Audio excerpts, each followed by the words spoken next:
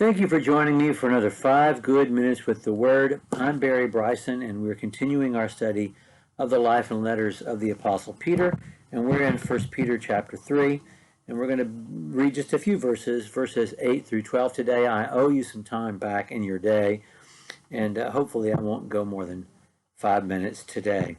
The last 2 days that we were together, the Apostle Peter, in this longer section in which he's explaining to them how they're going to survive the coming persecution by mentally and morally preparing themselves and by acting in certain ways, behaving in certain ways, was talking about Christian slaves with masters who were not Christians, and then wives, some of whom had non-Christian husbands, and then husbands as well.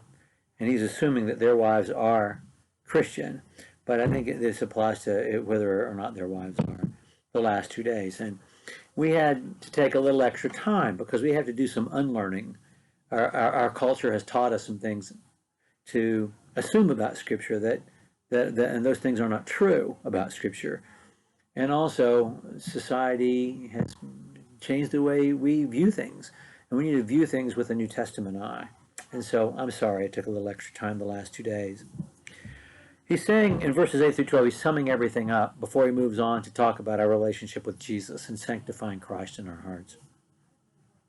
To sum up, let all be harmonious, sympathetic, brotherly, kind-hearted, and humble in spirit, not returning evil for evil or insult for insult, but giving a blessing instead, for you were called for the very purpose that you might inherit a blessing. 4. And then he's going to quote Psalm 34, which is an interesting choice. 4. Let him who means to love life and see good days refrain his tongue from evil and his lips from speaking guile. And let him turn away from evil and do good. Let him seek peace and pursue it. For the eyes of the Lord are upon the righteous, and his ears attend to their prayer. But the face of the Lord is against those who do evil. Okay.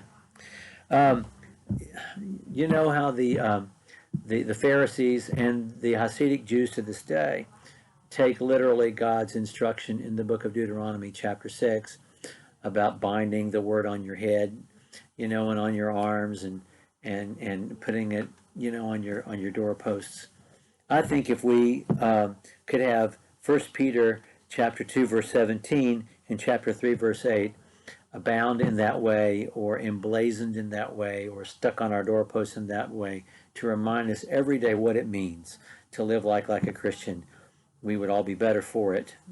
Peter, in these 2 short verses with very short phrases, just tells us everything. Honor all men, love the brotherhood, fear God, honor the king.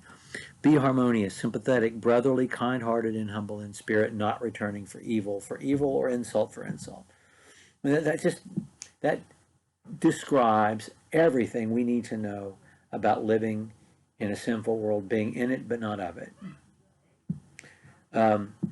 Again, we just hear the teachings of Jesus,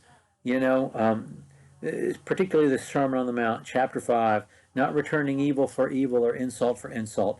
And then he quotes this long quote from Psalm 34. And I wonder if the tune of the song was in his head when he wrote it, because it's a long quote from Psalm 34. Psalm 34 is the psalm that David wrote in those early days of being persecuted by Saul, when he's fled. His wife Michal has helped him escape out the window, and he's fled from Saul. And the first place he goes, of all places, doesn't seem like it's a wise choice, is Gath, the hometown of Goliath. And he's hanging out there, and they recognize who he is. And he has to pretend to be insane so that they will let him go. And when he is delivered from this tough spot for a moment, he writes this song of thanksgiving to God for God's deliverance from terrible persecution. He's getting it from 2 different sides, right? And he says, okay, if we're going to get through this, we got to speak the truth. We got to do good. Seek peace and pursue it, because God's watching. That's the lesson that David learned in this moment, and that's the lesson that he needs us to learn from David as we face difficulty and persecution ourselves. I'm ending at the 5-minute mark. Thank you for joining me. We'll talk to you again tomorrow.